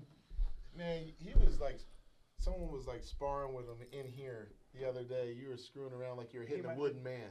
Oh yeah. Yeah. With the probably that dummy that we had. Oh, Yeah. yeah. We saw So, the technique. yeah. No, I saw it. Of course I saw your technique. I was like, okay, this guy's killing it.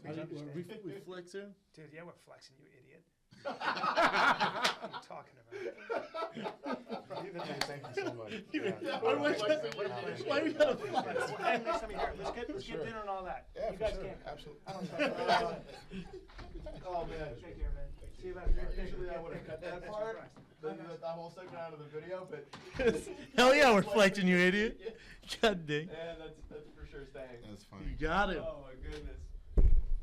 You and me, champ. Yes, sir. I'm not mad at that chain at all. No. There's only one of those. Yeah, that's right, man. There's only one of those. Yeah, man. That is dope. Let's go to current events. Current events with the champ and Big Brown. What you got? Is I assume is that like the championship kind of trophy? I just had it made. It's an O for Olympia. I was like, yeah, screw it, man. that's why I said there's only one of those. Yeah. Working with necklaces, not No, trophies now? I wish. No, so I put Mr. Olympia on the back. Dang. And then Where do you get Yeah. something like that made at? it was in Denver, Mark Hadley. Oh, nice. Yeah, over in Cherry Creek. Okay. Yeah. I'm not yeah. mad at that at Yeah, all. he makes Schwarzenegger stuff. He made Carol Shelby stuff back in the day. Oh, too. really? Yeah. Dang. Yeah, man. Stepping his game up. It's rad looking. Thank you. Let's jump into current events. First one is our boy Jared Hayne, rugby star from Australia, who decided to take a tryout in the NFL, quit his $1 million contract, just kicked to the side, said, I'm going to try out the NFL. Wow. Usually a terrible idea. Got signed to the Niners. He signed with the Niners, so he's going to camp with the Niners. Have you heard about this guy? No. So he's the best rugby player in the world, and he left a multi-million-dollar contract in New Zealand to pursue an NFL career, and the Niners just signed him. So So he's going to camp. Yeah, I was gonna say he's going to camp though. He's not on. Yeah. So he's like. You know how that. Yeah, I was gonna say. It's like, a long journey so from he's there. going in for defense. I think as a what is he? They're breeding him for running back, and Frank Gore just left. Yeah, but Frank Gore's gonna leave. they got Carlos Hyde though Yeah, he's from Washington, right? from Ohio State, I believe. Is it? I Who's the think kid Carlos- from Washington?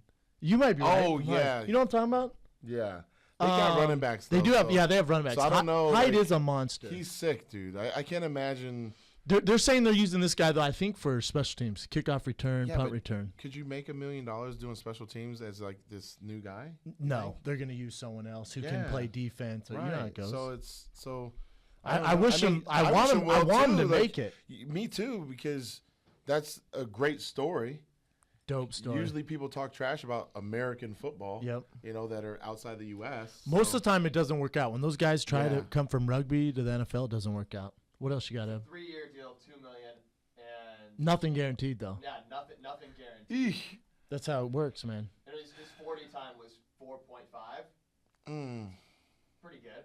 It's all right. It's all right, but for running That back, would have been the 6th best among running backs at last month's combine. that still doesn't mean anything. That's it. It still doesn't mean shit. Because I mean, you could go by last year's combine, the year before. I mean, Chris That Johnson. combine's Yeah. no guarantee of success. no, Hmm. but good luck. How I mean, big? How, yeah. what was his weight? 210. 6'2". No, he's bigger than that. He's 6'2", 20.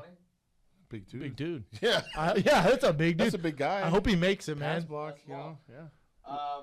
Next current event comes from the UFC world. I don't know if you know this yet, Sean. We haven't talked about it, so I don't think so. Bring it. But Mark Munoz is calling it quits after his fight in Manila in the Philippines. Yeah, you know Mark Munoz. You've seen Mark Wow. Munoz fight the Filipino wrecking machine. Yeah. So his goal was this last fight was it was in Los Angeles, UFC 184. He wanted to win and then fight in the Philippines and then dip out. Well, he ended up losing. He got choked out in the first round. No injuries, and now he's on the Manila card. So, listen, I know Mark well. I think this is the best thing. I think for Mark, he has all these injuries. Most of the time when Mark's in camp, he balloons up to like 230, 240 pounds. So his entire camp is losing weight and getting in Yeah. shape instead of focusing on the fight. Yeah, that's too much. It's too much, right? Yeah, I mean, I'm not a fighter, but I would assume that the closer you can be to your fight weight, Yeah. the better. Like you said, you You're can spot focus. on. Yeah, you can focus more on, your craft. Yep, technique, Yeah. game plan. So for Mark, I think it's a good choice, man. Go out, and he's fighting Luke Barnett, right? Is it?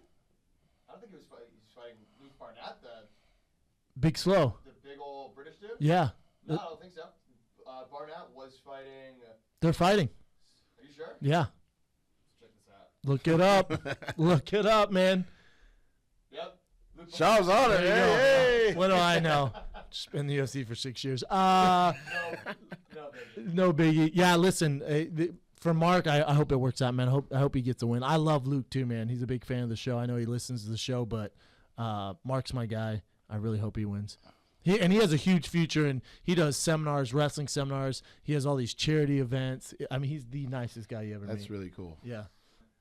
Next one, we'll go to Mayhem Miller. Got arrested after brawling with police officers. Over what? Man. Over what? He was drunk in Laguna Beach. Dang, dog. Wow. Listen, And, Mayhem's doing a podcast now too, right? He has a show, I think. Yeah, he just started a podcast. He's just gonna get himself in more trouble. Listen, anyone who knows Mayhem, I know Mayhem pretty well. Jason Ellis knows him. It's a cry for help, man. Anyone who knows the guy needs to reach out to him if he's willing to accept the help. He's obviously not doing well.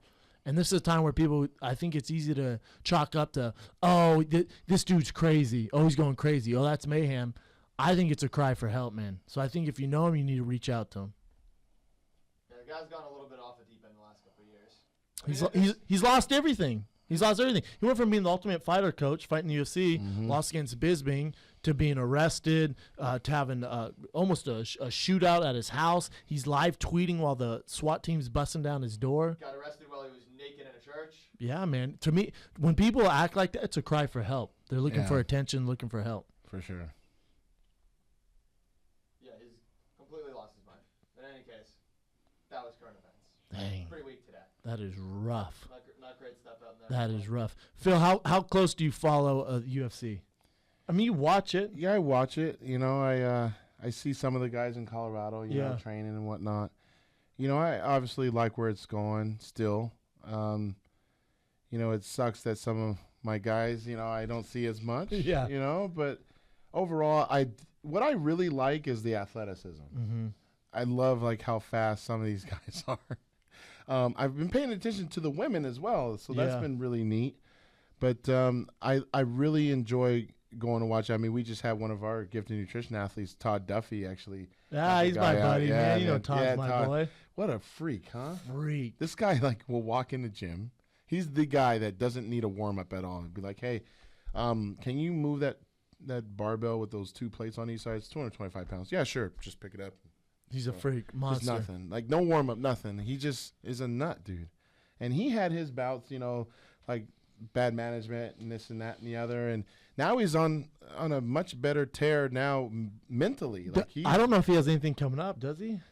Not at the moment. I mean, I know he's been talking to some people, but he takes a lot of time off. yeah, I know that. I think he's gonna try to get something sooner rather than later because that fight ended so quick. I mean, did nothing for him. Nothing. 2-1-2, it was over. Yeah, boom, done. We were there. It was awesome. Yeah, his opponent was in my locker room warming up. I remember watching him warm up and just being like, "Dang, this fool's about to get dealt with."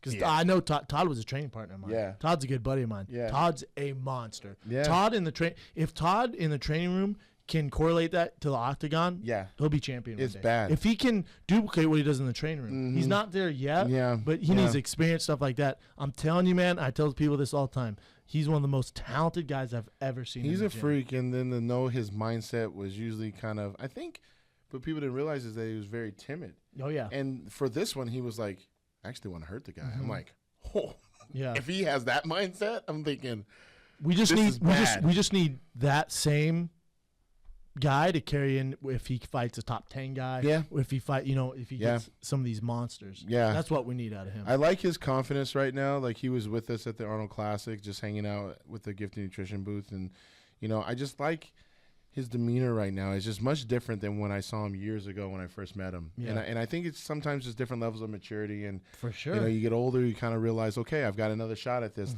Let's make the best of it. So, and I think he got taken away from because he had that disorder, right? Some weird nerve disorder. Yeah, that was strange. And, you know, I think he's a living proof that in life, you know, sometimes life throws you a curveball.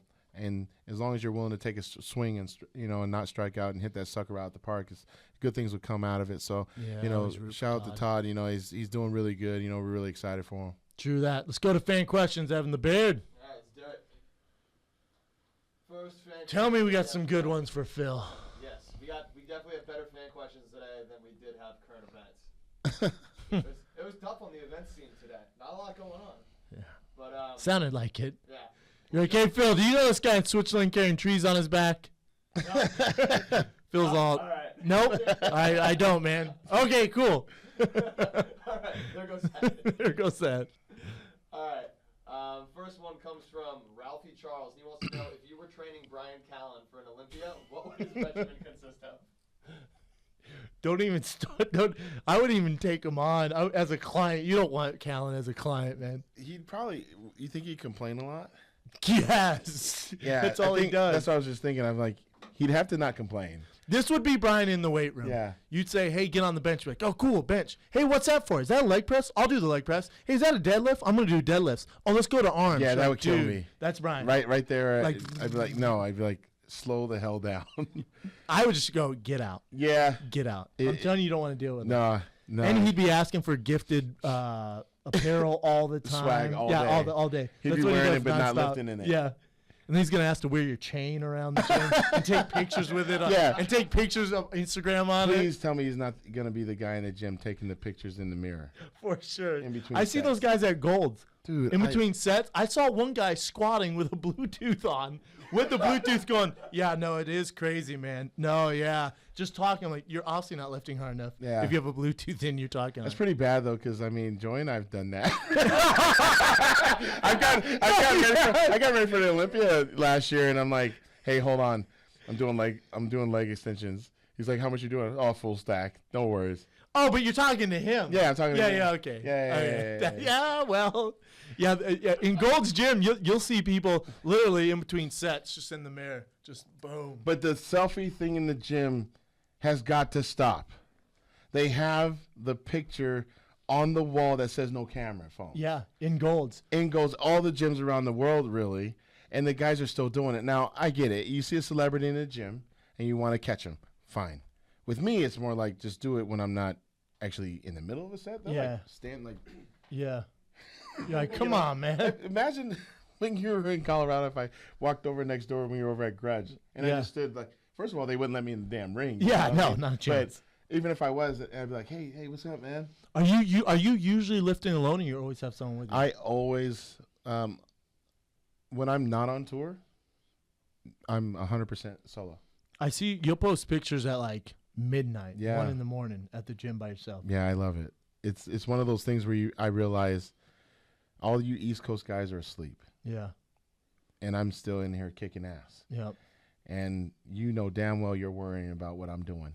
Oh yeah, you're You the know, champ. at this moment. And to be honest, I don't just do it for that. I do it for the fact that my likeness has grown a lot, and I don't want to disappoint people. So if I go to a gym at 2, 3 in the afternoon, and these guys are wanting to take photos and stuff, it can turn out to a 5-minute to an hour ordeal. For sure. And I don't want to say no. Well, when you say no, then that one guy Ah, goes, man, Phil's it a just- dick. yeah, man, And it he just- tells his friend. So you just don't put yourself in that position. I mean, you just don't, right? It's the price of fame, right? But and I get that, and I want to take those pictures. It's just I can't do it all day. Mm-hmm. But I want, it's funny. I want them to want those photos because at some point in time I'm going to be off the stage. True. But for me to still be focused, with all the travel I do, once I get home to Denver, I have to have some time for myself. That makes sense. I don't have time for myself a lot, so I give myself to the world so much. So but I will say this, during this year's prep, I am going to train during normal business hour Oh, nice. because I'm going after it a little different. Denver in the summertime is beautiful, so I want to be able to kind of still enjoy some of the sun, and do other stuff, but get my work done earlier, 2, 3 in the afternoon, and then cruise around my new Chevelle, that I've been fixing up. Oh, did you? Yeah, dude. Nice, got man. that 70 Chevelle, but I'm Sick. still trying to get the thing to hook so I can be at 1,000 horsepower like an idiot. but Dang. I know it's stupid, but you have to come see it, man. Like, it's nuts. What else you got, Ev? All right, next one. You still at the same crib? No. We'll talk about that No. later. Yeah. I got something else. Dang. Next one is from Crunkle Sam. Does having hair distract from one's physique on stage? Well, body hair. What if beards come into play on stage? Man, No one has a beard, really. nah, right? you should roll with one of them, man. Like, you should just do a show. We'll Just see what roll happens. up. Straight up Teen Wolf 'Cause style. most and- guys don't have any hair, right? Nah, I Why don't- is that? I mean, honestly, if I could grow a real beard, I mean, hell, I don't think it would distract. Well, maybe for me, but some of the other guys probably should, because some of them are pretty damn ugly. They may need to fix all that. Like up, if I decided to get into bodybuilding and just had a juicy mullet, I mean, would but people you like? know what though? I think it would. I look like Razor Ramon. They're like, come on, bro. I look like it's all juicy. Yeah, Like obviously I the think hair's distracting. I honestly think some guys should grow their hair out. I mean, you start seeing in the different categories with like the men's physique. Yeah. Those guys, the guys in the board shorts, Mm-hmm. they have the different spiky hairstyles and different hairstyles. I think some bodybuilders should start saying, you know what, I actually have good hair. Yeah. I should probably just do that, because if you all look the same, just a bunch of chrome domes up there, I mean, it's hard to market that too. I mean, I'm speaking more of as an owner right now from the nutrition company standpoint. I would want someone that looks different. Yeah. Obviously facially, but with their muscles. But if the guy had dreadlocks, or if the guy had a buzz cut or whatever it is, I mean, I don't care if the guy had a damn afro as long as I can market the sucker. True. So it's interesting, but I don't think it would really distract the judges because they're going to be too busy looking at your physique, and then they may say, "Man, this guy's hair is ugly, but man, he's got a good physique." You know what I want to know? So in bodybuilding, obviously, like the dark you are, the better, right? So the tanner you are, the more the muscle comes out. What white guy was like, "Damn, that black dude is whooping my ass. I'm gonna rub this tanning lotion on to try and compete with him." Because guys are like, because you get dark. Yeah, but I'm very, very light skinned, so I think under those stage lights, under those really bright lights on that type of a stage, the unevenness of the skin tone will take away from the skin texture of showing how thin the skin is and how defined the body really is. You therefore have to have some type of base coat of just a natural tan, and then some type of bronzing lotion or spray, so then you can accentuate the muscles better on that stage. Because if you have a real white guy who let's say they look exactly the same, you have a real white guy, and then you have a dark like chocolate guy. Yeah. The dark guy looks bigger. Yeah, he can. And what white guy was like, you know what, this is ridiculous. I'm gonna have to spray tan. Well, it's funny because I remember my first show, I barely even tanned, and I was the whitest guy on stage, and it was just like, wow. And then once your tan is good, you actually, maybe not in pictures, because people will be like, oh, that looks crazy in pictures. But in person, you're like, holy smokes! It's like you can see through the skin, and you see all really. Oh yeah, man, it's That makes crazy. sense. Yeah, so the last thing you want to do is look as white as that damn wall right there. You know? it's and not gonna you help, can't, because right? you can't see any definition. And that's, you got to think about it too. I mean, you got guys here in California. Why do they tan a lot? Well, because their skin looks healthier. Yeah. The skin, the definition is better. That makes sense.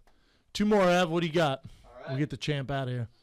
This one is from Jordan Brown. He wants to know, Phil, how would an MMA fight between you and Kai go? We wouldn't even be the same weight class, guys. The guy outweighs me by like 35 pounds. Does he really? Yeah, man. I thought you guys were similar. That's the good part, is that I can show, Wow. like, because of my different quality of muscle. Yeah. But anyway, to answer your question, shoot, I thought it was going One's to an happen. athlete. Well, this is true. I thought it was going to happen at the damn Olympia last year, the way we were jawing on stage. So, put it like this. I'm not a badass. I'm not going to say I am, but I did participate in ISKA. I did Kumite competitions growing up. I did Shorin-ryu karate. I practiced Aikido a little bit. And, yeah, so if I were to train for something like that, I think with my athletic background, I wouldn't have too much of a problem. Yeah, I'll co-sign on this. Phil Yeah. destroys them. Yeah. Yes. Signed off. All right, and we'll wrap on this one. This one is from Ann Watson. He wants to know, what is the single meal you've eaten in one day? Like Ooh. cheat meal? Ooh, crazy. Like, do you have cheat days? In calories, yeah. Do you have cheat days, Phil? Yeah, I remember it was for an article I did in Flex magazine, and I literally ate just under 10,000 calories in that day. I mean, we went everywhere. I mean, from protein shakes to IHOP to Texas Roadhouse to, remember that sushi spot down on 52nd and Wads, the Mikos? Oh, yeah. Yeah. I went there and like crushed like 2,000 calories there. Dang. And then ice cream, all this other stuff. So I mean, I did like a full day of like, this is what I would do maybe during a prep if I had depleted my body enough. So I think it was like 9,800 calories is what I ate. So are that you day. doing a cheat meal once a week? Or how are you doing it? So when I get ready for the Olympia, I probably do one the entire prep. Oh, wow. I don't believe in cheat meals because I believe that what is your purpose behind it? The reason why I think people do it is because, one, the client, the person competing, is mentally exhausted. They're just drained and they feel like, oh man, I just need that burger. I just need this. I'm so depleted. Try and restart. Yeah, they want to reset their system and whatnot, but I feel like, why can't you reset your system with just doing a higher carb day with the carbs that you normally With eat? clean carbs. Yeah, with cleaner carbs and maybe just throw in some different types of fats. If you don't have steak a lot, then maybe add in a couple steak meals or salmon meals. Maybe instead of saying, well, I'm going to go to McDonald's, and have burgers and stuff, why not just make a real 95, 96% lean ground beef burger and just do it that way? But a lot of people it's more psychologically than That makes anything. sense. But, I'd rather just up my carbs, maybe add in, I think one thing I like to do during a prep is I'll have like an angel food cake, which is basically nothing. Do that, and then like figs, like fig Newtons or something. But it's nothing like, oh, well, we're gonna go to IHOP and just go crush like everything in sight, cinnamon rolls and all this other stuff. Or I think what happens is, when they do that, you get the food coma. And what they don't realize is that you just taking in like a week's worth of calories Yeah. in like one meal. One of my favorite videos is, and this shows you how far bodybuilding's come along. Ronnie Coleman, he goes, my trainer says I can't have any carbs, so I'm going no carbs. And he cooks all this chicken. Then he dumps honey barbecue sauce all over it. Yeah. No carbs. He's dumping all this barbecue sauce all over it. It's like, crazy. well, no, that's all carbs. No, and you know what's funny about that? I told Ronnie Coleman on tour years ago, I go, man, you done screwed up. I said, you effed up so many kids and adults and their preps. Well, what you mean, dog? And I go, look, the whole barbecue sauce thing on the chicken and the salmon and all this other stuff, the ketchup on the potatoes. all sugar, all I carbs. go, you could get away with that because you're just a freak. And you train like one, too. He's The huge. average guy does not train. I mean, come on. They're not a Mr. Olympia. They're not going to even train like one, No. so to speak. They don't even have the genetics. So you can't eat like that. And that just goes to show that a lot of people cannot always do what we do. Yeah. And it sucks, right? Because they figure, well, we're all the same. No, we're not. So We're just not. No, it's hard to, you know what, you understand it. A lot of people don't want to accept it. At certain levels of sport, they're supposed to be that good. Usain Bolt's supposed to be that fast. Yes. With the right work. And, No, you know, man, especially athletes, you don't all start at the same starting line. I hate to tell you. Yeah. In life, it's just not everyone's starting at the same starting line. So with the cheat meals and all that stuff, you have to be really mindful. Some guys are like, terrified of them because they realize their genetics just aren't good enough to get away with it. Yeah. But I encourage everybody to have some balance in their life. If you're not getting really paid for this, Yeah. like at this level, but yet, you know, you want to try it. I'm just saying to learn to have a few days throughout the month to do other stuff. Don't just be so narcissistic. You know, for kids, go out and get your degree like I did, like you did. You know, have something to fall back on. This is a hobby. Until you're collecting, you know, W-2s from this, I mean, this is a hobby, and don't get so wrapped up in the pressures of it because you will lose everything. We'll end on this, and this is a question I get all the time as a fighter. I'm sure you deal with it as a bodybuilder, but how many of you guys are actually making a living doing bodybuilding? And like, I know you personally, you make a good living. You make a great living. But you're 1% of the 1% of bodybuilding, right? So like in the guys who place top 5 in Olympia, not everyone's balling out like the champ. Not at all, right? No, I'd probably say the top 5 by far are able to say, this is just what I do. Yeah. I'd probably even go as far as to say top 10. But Really? Yeah, top 10 in the world. Making a comfortable they can living. they could easily make over 6-figure salary, you know, like they could do that just through the guest appearances. They can sell personal merchandise. Yeah. You know, obviously on-stage competition. On-stage competition prize money, I mean, it's kind of like UFC. Like, that will not pay No, it's as much very as you small. think. It's very Yeah. small, right? I mean, you get guys in UFC that'll knock out the champ and get paid $50,000. You know, Yes. it's nuts. So there has to be a side income. There has to be a side hustle within it. They have to do the training seminars. They have to be willing to get on a plane, and that's why I do that because, you know, it's very, very difficult to just rely on just the contest earnings. So I'd probably say top 10 in the world, but it's very, very cutthroat, and that's why I encourage a lot of guys to kind of. I'm not saying to do what I'm doing. I'm just saying just pay attention to me, the guys like Jay Cutler, even Ronnie Coleman, guys that are actually, you know, in the mix. We're running our own companies. You're a businessman. We're a businessman, and we're allowing ourselves better opportunity through actually giving a damn about our success. So it's just something that I always encourage the guys that I compete against. Even I don't want them to not get signed. You know, Yeah, there's you guys don't want that- to see him in 10 years. Nah, dead man, I broke. don't want guys that. I mean, we're all kind of in this together. So I want to see all the top guys. I want to see all the guys that, you know, pursue bodybuilding at that level, that inspire all those millions of people that are, the kids are buying the products and stuff. I want the companies to start paying these guys and not just keep it for themselves. If it wasn't for these athletes, you know, they wouldn't be anywhere either. So, you know, I just want all these athletes to be able to do well. I mean, that was Joe Weider's biggest thing. I remember talking to him. He always said, never undercut the next guy. Yeah. You know, because he created this industry, him and his brother, for everyone to grow within it. So it's definitely cutthroat, but you know, I always believe that, you know, there's a big enough pie for all of us to eat out of, and even in different sports now with sports nutrition and different, areas of recovery and everything like that. I mean, it's a huge billion-dollar business. I love it, man. Yeah. The champ, 4-time Mr. Olympia, thanks, soon to be man. 5-time, my man. Appreciate you, brother. You're going to be there, man. So now Yes, it's sir. We're better. coming. Fighting the kid. We'll do a live podcast from Olympia while this dude wins this. You down for that, Evan the Beard? Of course. Of course you Oh, are. yeah. Champ, where can they find you? At Phil Heath? At Phil Heath, verified on all Facebook, Instagram, Twitter. You can go on my website, Philip with 2 L's, PHILLIP, Heath, HEATH.com to learn more about what I've got going on, and also check out giftednutrition.com for all the products that I'm taking right now. What if we want to buy your shirts? Where do we get that? Just off the website, Off the website. philipheath.com. And I'm also on Amazon with Gifted Athletics. So if you go on Amazon on your phone app, just type in Gifted Athletics, and you'll be able to see all the gear that I have. Booyah. This is the Fighting the Kid. We're out.